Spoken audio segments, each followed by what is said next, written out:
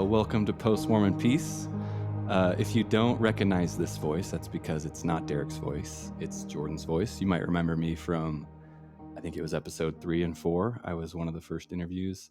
I'm kind of the behind-the-scenes guy that I do a lot of the editing and post-production work for the podcast. But Derek has been doing a lot of work, and I thought I would kind of guide the discussion today. I've been wanting to kind of turn the interview chair around onto Derek because he asks a lot of good questions, and I wanted to ask them at him today.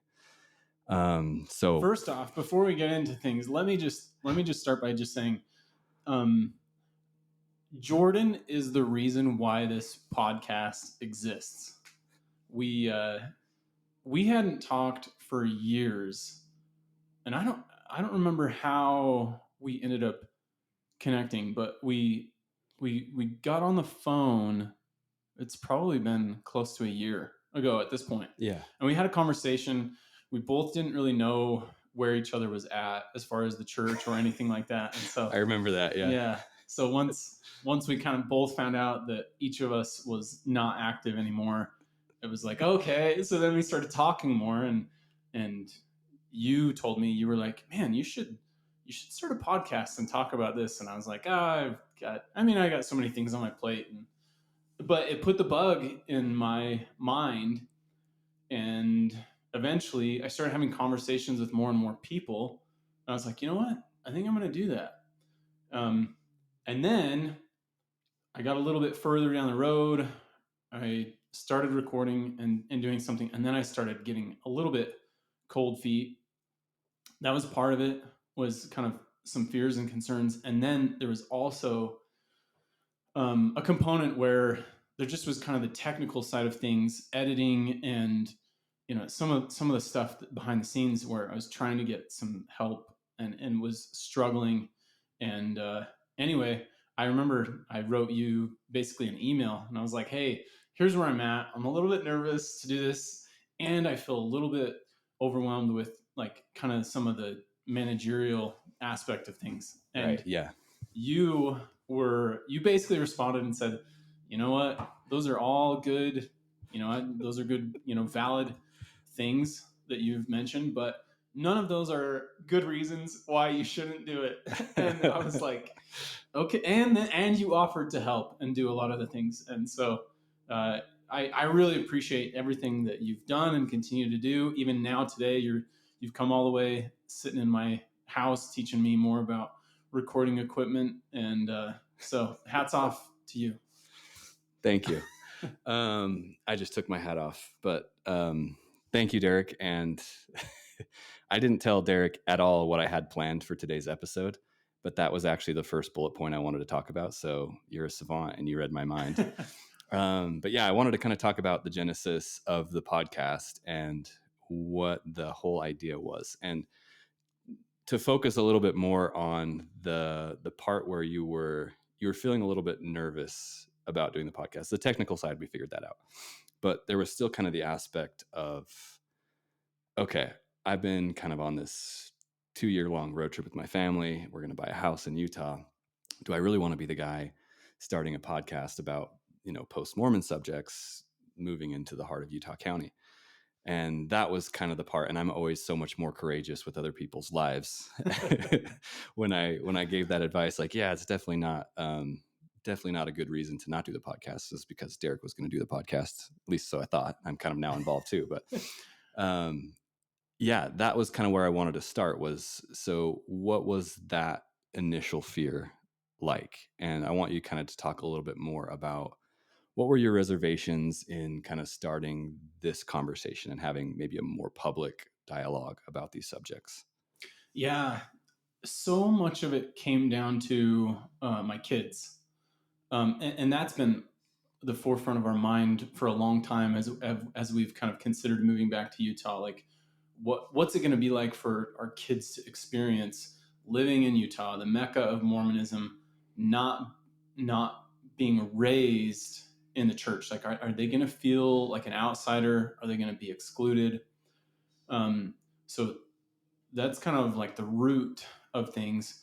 And the idea of the podcast felt like it kind of compounded that, because it was like, okay, well, I want to get to know the neighbors. I still want to be part of the community, get to know my kids' friends and their families and stuff. And so the main thought was, what if my neighbors and my kids' friends' parents, what if they find out, like, and they're active and they find out that I have a podcast and I'm talking about, you know, leaving the church and how to, have a good life without the church.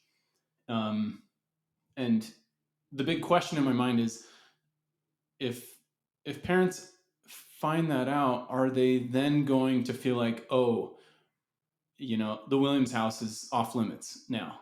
Yeah. We don't want you guys going over there because we know, what they're about. Yeah. And I know I've had a lot of those same fears, and we've been able to kind of land in a lucky spot. And I know this is kind of an aside point of news for anyone listening. Derek actually bought a house in Utah County, and they just barely moved in. They've been here for a week now. Yeah. So he's just beginning to start to realize what it's going to be like.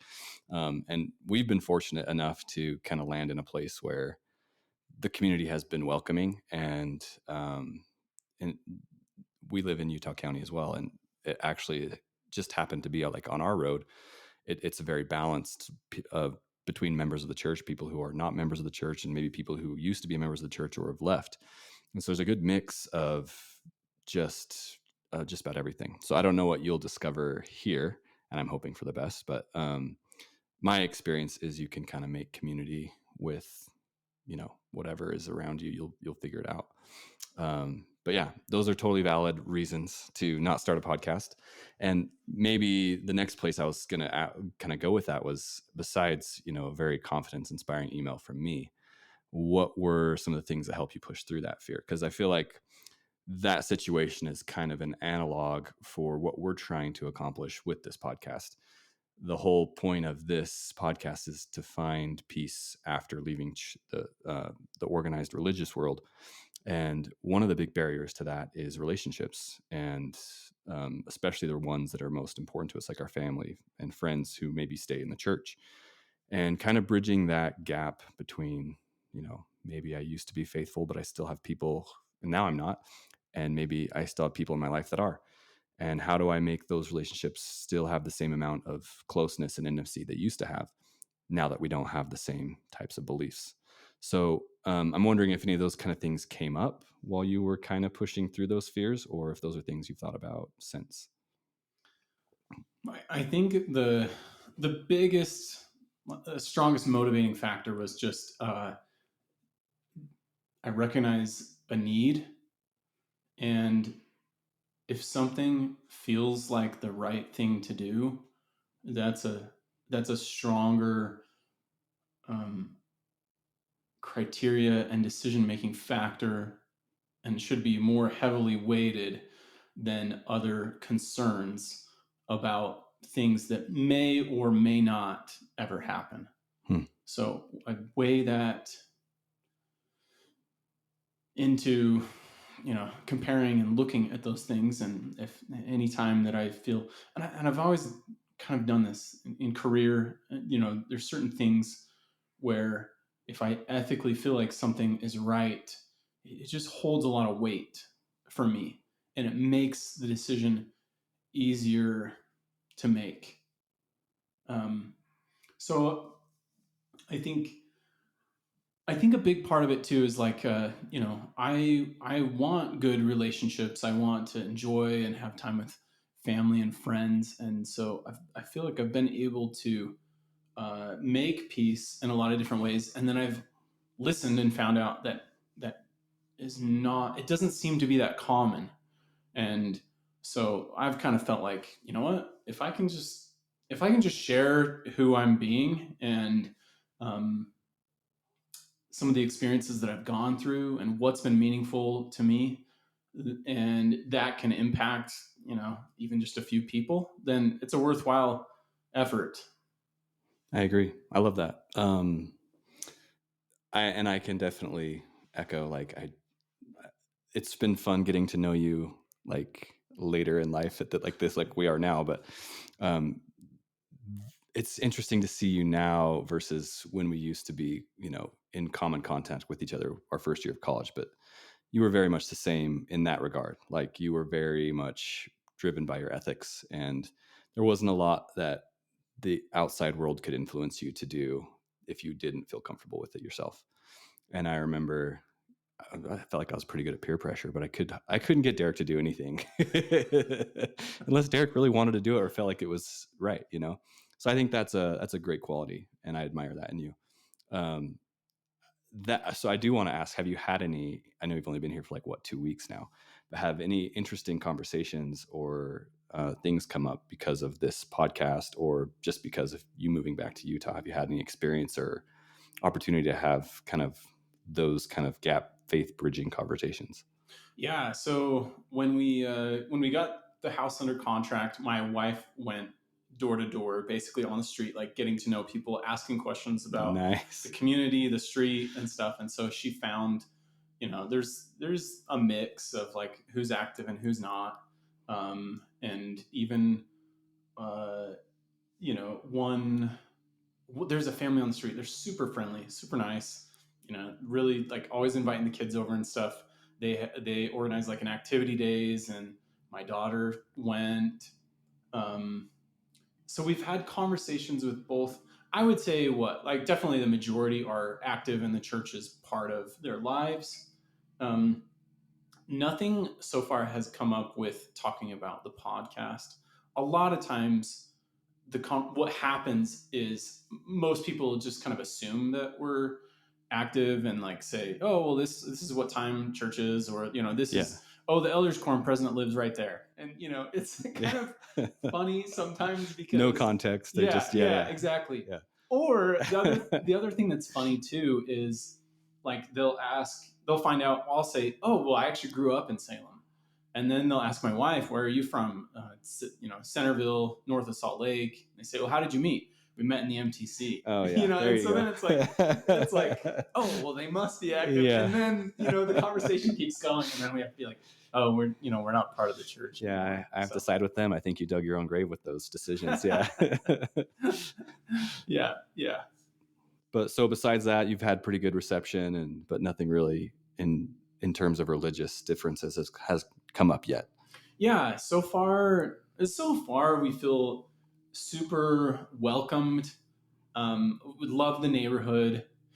Honestly, I think one of the things that's been so cool is seeing my kids make friends. Yeah. Um, Obviously, it's somewhat challenging coming in the middle of a school year, but at the same time, they've had so many kids that have been so nice to them. Have already had like multiple of them have been to friends' houses or to parties and get-togethers and stuff.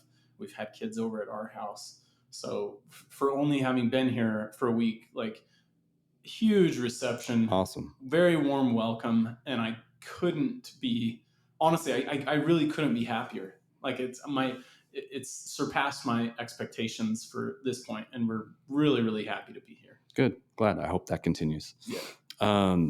So the podcast is called Post-Mormon Peace, and one of the big things that I think we're starting to navigate, the topics we've covered so far, is kind of delving into figuring out how to work with our families who maybe are still in the church. And you're going to be a lot closer to a lot of your family now that you're back in Utah. Same with your wife's, I assume. And I'm kind of the same way. My neighbors, I really don't care what they believe in. Like, I don't think our beliefs really infringe on our relationships, whether I'm in or they're out, or vice versa. But when it comes to family relationships, I think there's a little bit more gravity there. And one of the things we've kind of benefited from is the fact that your family's been able to navigate through a lot of those challenging aspects of family leaving the church and some families staying in. And so what I wanted to kind of talk about now was, as the podcast is called Post-Mormon Peace, how I kind of want to show people how, I guess, do you think it is possible for everyone? We know that one of the characteristics you have is you like to dig in, you like to talk about uncomfortable subjects. do you think that's possible for everyone that's left the church? I'm going to ask you to make a little bit of a prediction. Yeah, it's interesting. I didn't know that I had built that quality in myself of not liking to dig into uncomfortable subjects. But I think, I mean, that's true. I enjoy talking about things that are like maybe somewhat on the fringe, because I feel like that's when like you really get to know people. Yeah. And it exposes, who you are. It gives you an opportunity to get closer. Um, so is it possible? I mean, I suppose anything's possible. I think I would reframe the the question. Like, I can answer the question technically, but I can also answer it by kind of reframing a little bit. Maybe a better way of asking is for those of us who aren't as adept in, delving into subjects that are difficult or maybe hard to touch. What are some techniques or characteristics of having a good conversations that you would recommend? Yeah. So before any of that, I would start by saying we create our own world. We create everything about the way that we experience our neighborhood, our friends and family, people that we like or don't like, and it all comes down to how we process thoughts and feelings. So even even with the neighborhood, I decided before we moved here that I'm gonna like my neighbors. Hmm. I'm gonna like my neighbors and the community. Um, so I can do the same thing with family. I can look for the gold. I can look for the good that's in others. There's definitely certain people where that's going to come more naturally, and others where it's going to take a little bit more work and effort, and maybe rethinking, reprocessing. But the process of how our mind works and interprets also works just like muscle memory. The same way that you learn and develop a skill set with your hands or a sport, it's the exact same process with your mind at looking, how do I react when I'm in a certain situation? And what thoughts did I have? What did that lead to as far as how I felt during the moment? And you analyze it, and then you just practice, and you just continue to do that. So I would say, as far as me experiencing other family members, it's not as dependent on other family members as it is on me learning to enjoy whatever that family member has to offer. Mm. So as far as like the technique behind it, I I think I've mentioned this on the podcast before, but I love to ask the question when I'm sitting with someone, what is it like to be this person? Yeah, I love that question. Yeah. What is it like to live in their head, live in their world?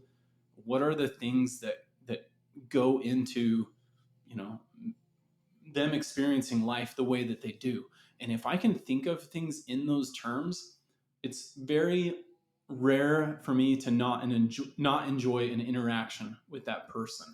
Most of the time when I don't enjoy an interaction is kind of when I get stuck in my own head, and I can feel my ego. I can feel a feeling of like wanting them to be different than they are, wanting to persuade them to see something different. Anytime that I perceive the world or things and think that it should be different than how it is, that creates inner conflict. And so by just looking at it in a different way, and sometimes even just reframing and saying what they're going through right now is probably exactly what they need for this moment, for this time in in their life, in their journey. And that allows me to just feel more peaceful and accepting of them, regardless of kind of the state that they're in. Yeah. So maybe I I love a lot of that. I love all of that.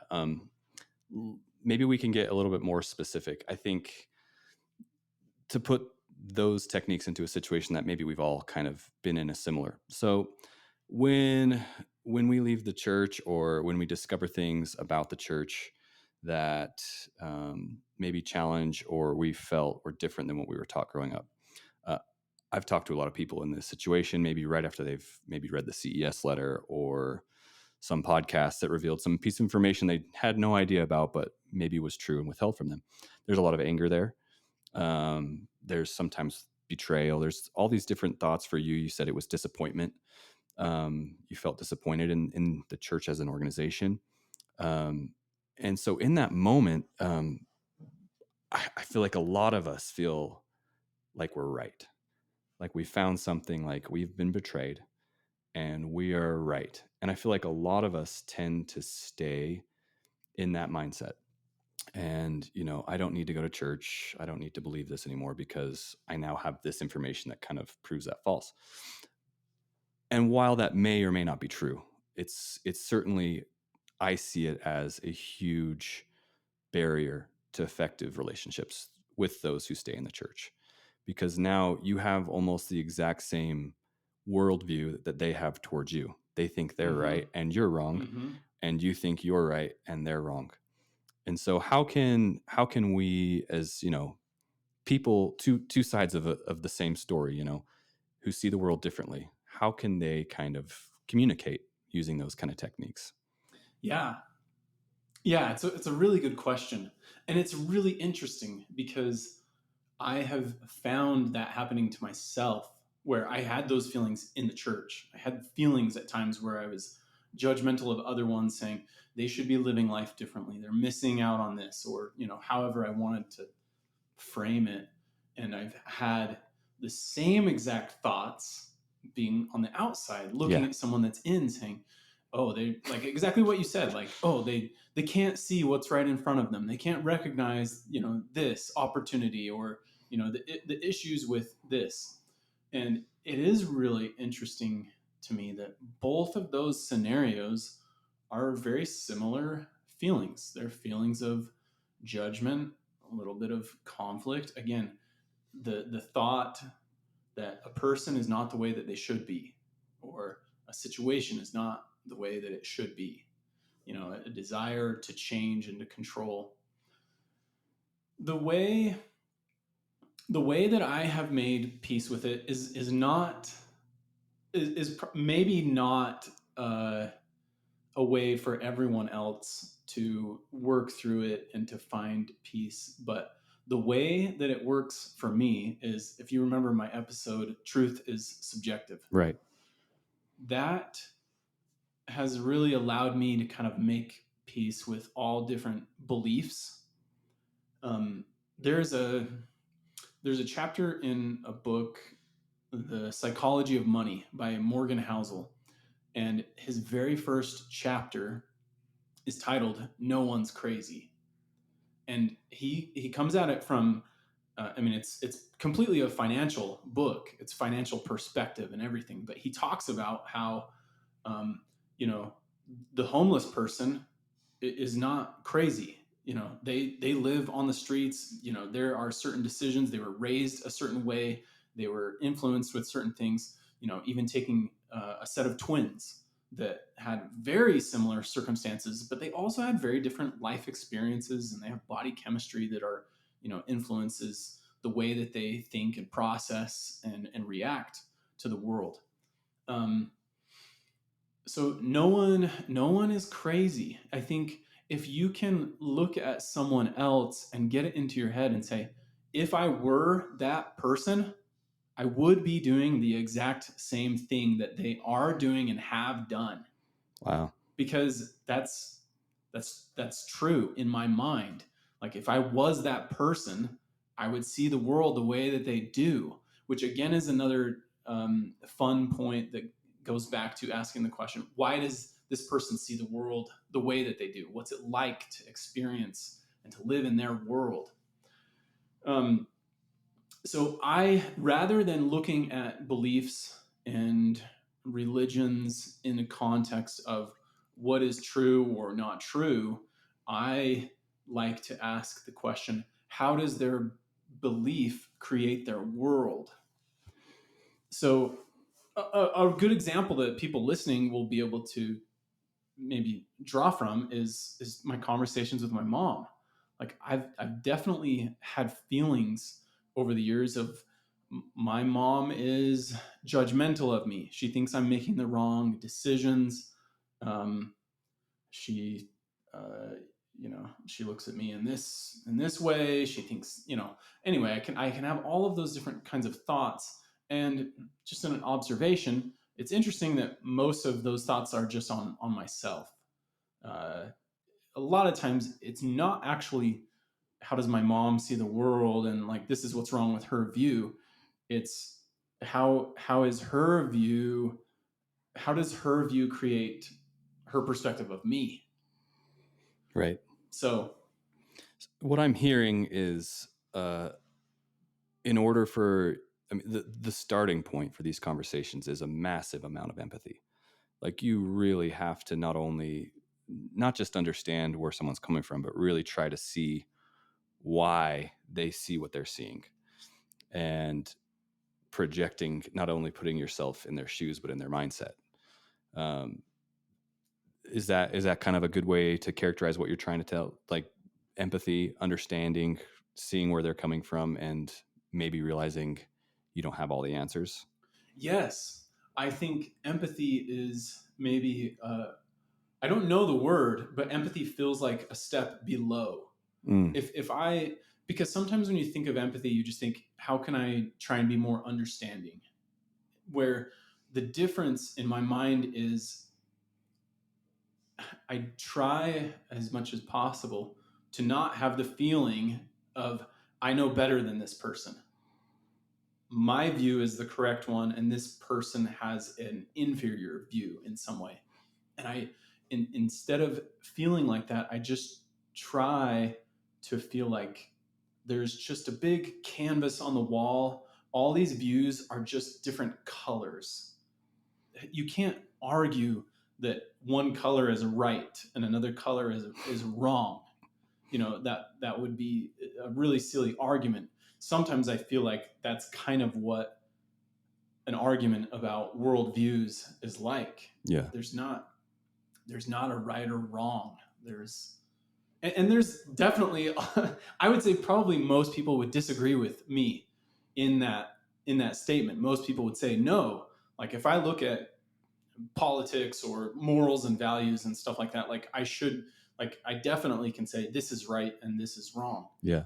And that's fine. I think if you want to view the world that way, that's okay. That's gonna, that creates your world and your perspective. But the way that I want to create my world and my perspective is to have peace. And the way that I do that is by seeing a canvas full of a lot of different colors. So I would definitely agree that there would be, I mean, I can think of a dozen of people that would disagree with that. And I mean, maybe play devil's advocate to yourself a little bit. How does, and I don't want to delve into like just moral relativism and bore people with that, but how does not having like a set right and wrong, or being okay with a variety of different interpretations of right and wrong, how could that set you up for discomfort or conflict inside yourself, do you think? Um, Because we're all about peace here, right? yeah. Yeah. I would love for you to give me a scenario. I don't think that it would lead to conflict. I think anytime that there would be conflict would be if I stray from that position and start thinking another person, what they're doing is not the way that they should be. Right. Um, Placing that judgment on someone else. Here's well, an okay. example. Okay. So I'm just thinking specifically of maybe Christian values or even Mormon ethics kind of stuff. Like, a lot of people get a lot of comfort and peace from knowing what's right and what's wrong. And maybe we could argue whether they actually know what's right and wrong is true or not. But they do get comfort from having a moral compass that, whether or not they came up with themselves or it was given to them by religious structure, that is a source of peace for them. And so I'm not saying that if we don't have a moral compass or we don't have a rigid ethic code like a religion does, that it doesn't bring us peace, but it definitely is a different version of how to get there for someone who's coming from a religious background. So I guess the question is, how do you get from, how can you be okay with the black and white people finding peace through their values, and you finding peace through saying it's all good, it's all just colors on a canvas? Yeah, well, I guess that plays into my scenario. So someone that sees the world in black and white is just a color on my canvas. We each just control our own canvas. So I'm not worried about anyone else's how they see the world. They can all have their own view. They can all have their own take. And again, to bring up my interview with my mom, me asking the questions like how, you know, even asking her questions, how did you develop your testimony? How, why are these beliefs so important to Yeah. you? How does this frame your world? Like, how do you see the day to day of things because of your view? That's an enjoyable experience for me, because I think my mom gets a lot of value out of uh, black and white. Like, I think there are a certain number of people that really enjoy kind of having this rubric in front of them to say, here's the do's and don'ts, here's this, follow this guidebook. I think there's certain people that can actually like benefit a lot from structure and being able to just kind of lean on that. I can still make the argument in my head and say, man, what if they were willing to experiment? Like, what if they were willing to leave this and just try something else Yeah. out for a while? Like, like I don't want to try and come off as though I never have those kinds of questions. Yeah. It's just daily practice. I still experience judgment of other people. I still experience those thoughts of, man, if they just saw the world this way, they would be so much better off. Like, I still deal with all of that. But the difference is I try and recognize it, and I try, just like I talked about with muscle memory, I try and recognize it and I try and change it, and I try and say, you know what? Probably their worldview is just exactly what they need for this time of life that they're going through. They benefit from it. Because, I mean, you can ask the question, if I changed my view and I was more willing to say, no, they should see the world this way, does my feeling and perspective, does it make that person any more likely to change their view? No. Does Yeah. it does it make them does it make the situation any more likely to become the way that I want it to be just because I want it to be that way? No. But what does it do? Does it benefit me at all? I don't think so. It just makes me less accepting of other people. So if I can weigh that out in that and say, well, there's no higher likely outcome of success as I would define it, um, and there actually is a detriment to me by negatively changing my experience, then the cost benefit analysis of that is negative. So I just can throw it out. I can just say, oh, that's not benefiting anyone. So let's try something different. Here, I'll try this. And then that actually does seem more beneficial if I do start accepting people. The thing that's so funny about this is when I actually start accepting people the way that they are, they actually end up, in my opinion, like changing and becoming better than if they were to experience some resistance from my side of things. And I also experience more peace during it. So it just feels like such a better option. So if I'm to compare those two, I'm gonna pick the latter every time. Yeah. Well, I love watching you talk about this. We don't have a camera in the room, but Derek's like very animated. His hands are flying around. He loves this. It's awesome to hear him talk about this. I The point I'm trying to drive home, I guess, here is for our friends who are no longer in the church. The onus is kind of on us. Like, what we really want from the people who remain in the church, especially our loved ones, is acceptance and love. And what I'm kind of hearing, and you can correct me if I'm wrong, is to get that is that's basically what we have to give too. And that can be a difficult thing when we feel a lot of times. And for me, this is a feeling that has definitely come and gone. But when you feel hurt by something, like the organization of the church, um, allowing someone to live those principles is hard. And that was something I was like, well, no, this is a harmful organization. They harmed me or whatever. They're harming those people over there. And I can point to all the people who are it's causing harm without seeing how much benefit it is for the people who still use it. And I've I've had the same experience as you. I've noticed that when I allow my loved ones to experience whatever it is they want to believe without any judgment from me, the relationship gets exponentially better.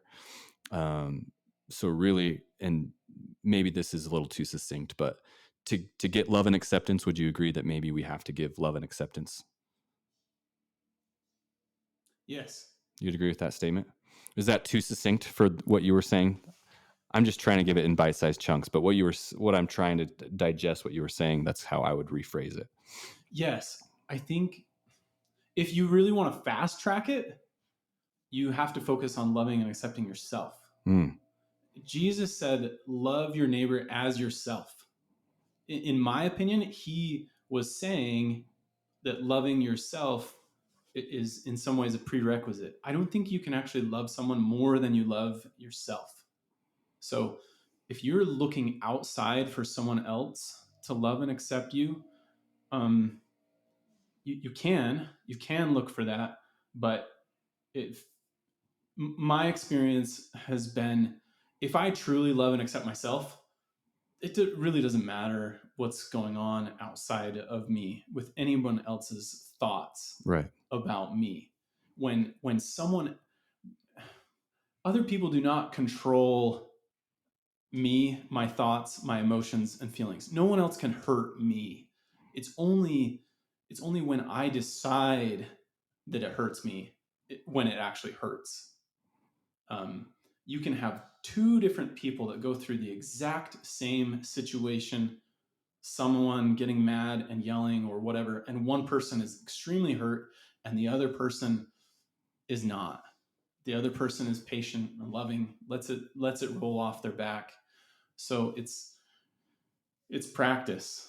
But I think if you want to fast track it, focus on loving and accepting yourself, and that's going to increase your capacity to love and accept other people. That's beautiful. I love that. Way to use Jesus. We came full circle. See, we don't care. We'll use Jesus in this conversation. That's awesome. Um, I never really thought about that, to be honest. Like it's true. Like I think if you have unresolved inner conflict, it's going to be so hard to have good interpersonal relationships. So yeah, that's a great starting point.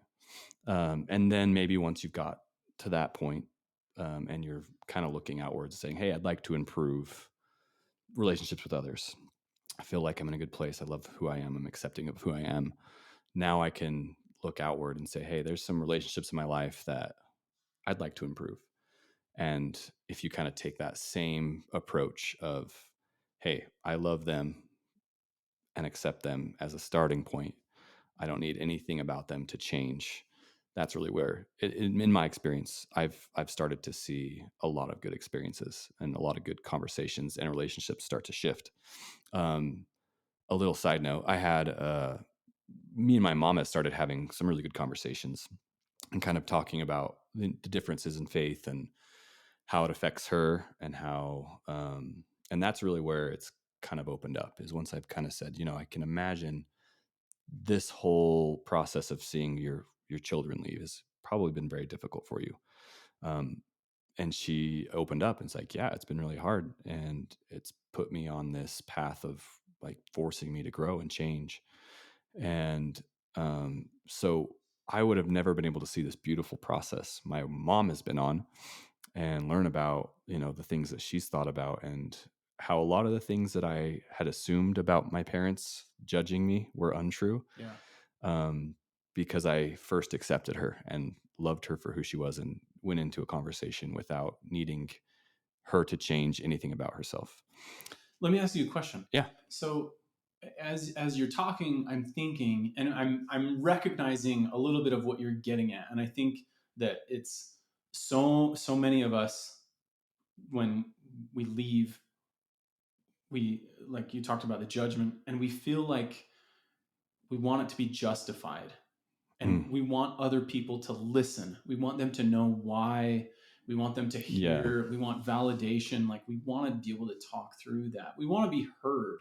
So the question that I have is, in your situation, in your conversation with your mom, when you're going into that conversation, like maybe it's going to be happening, is there any forethought as far as, okay, I just want to listen versus I want to be heard? Like, how have you thought about that and balanced it out? That's a great question. For me personally, I try not to put I don't want to put labels on it, Derek. Um, no, I want the relationship to improve. That's my goal. And I want it to get to a place that's closer. And that's how I am with most people in my life. I just want to get to a point where we can be more connected. And whether it's a friend or a family member, I kind of, that's always the goal. And when I've done something to offend someone or said something stupid, I always try to undo those things and to try to make myself to like apologize and try to make myself force myself to come clean when I've messed up. And so when those relationship, like when I'm in the conversations with my parents or people who are believing specifically, I'm just trying to improve the communication lines. There's not so much. I know listening is a part of it, and um, I know that understanding is a part of it too. Like knowing what someone's heart is really kind of the basis of connection to me, is just understanding you. And I want my mom to understand me, and I also want to understand her. And so I also have to, like, there's this complicated like there's certain things you can't go into, like when it comes to the topic of faith. Like I don't want to go to my mom and tell her, the 7 reasons why I left the church, the most important, like earth shattering news to me, because I don't want to start that for her. And I honestly do value her having her faith. I love that for her, like in the most authentic way. I know that's like the least authentic way to say I love that for you, but I really do mean that. And so without broaching certain subjects that I know would harm the relationship, all I'm really kind of honing in on is, I know if we can talk about the things that we can talk about and kind of make them less taboo, we can improve our connection and we can improve our relationship and it'll get better. So I just kind of have that as a general goal, and I let it guide those conversations. And I think listening to the conversation you had with your mom and just kind of thinking about, well, how could I make this work in the context of my family? Because I know my family and your family, and just kind of applying some of that empathy and whatever we don't have the word for it, but whatever empathy's cooler, bigger brother is, that is really what we were talking about earlier. Applying that into those conversations and just kind of having growth as the guiding principle of the conversation, growth of the relationship. That's kind of how I approach them. Yeah, so it's less evaluation and like what you're saying in my mind is it's less focused on like a specific technique, and more just, I just want to feel closer. Yeah. Like, you're just going into it thinking, how do I become closer to this person? Yeah. And I think going back to the point of like, yeah, we all want to feel validated and we all want to feel heard. And we want, I mean, I think when it comes to our family members and the people who are close to us, we want them to know we didn't leave for the reasons that the church sometimes throws out there, like we were lazy learners or we didn't want to live the commandments or whatever it is. We don't want them to believe those tropes about us. And um, I think some of us feel like the only way to combat that is to attack the beliefs themselves and say like, Right. no, we left for these reasons. Right. when I find that that's probably the worst way to show them, that's gonna make them believe those tropes even more.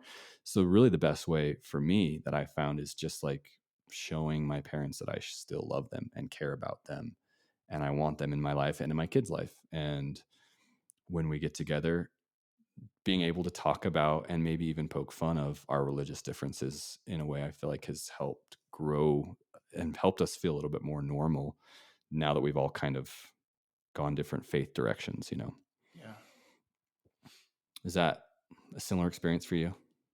Yeah. Yeah. I think I learned the concept that I talked about before. I learned from Anita Morjani in Dying to Be Me, her book. She had a near death experience, and Oh yeah. she just talked about how she realized that essentially every conflict that was experienced in her life was the root of it was a lack of love and acceptance of herself.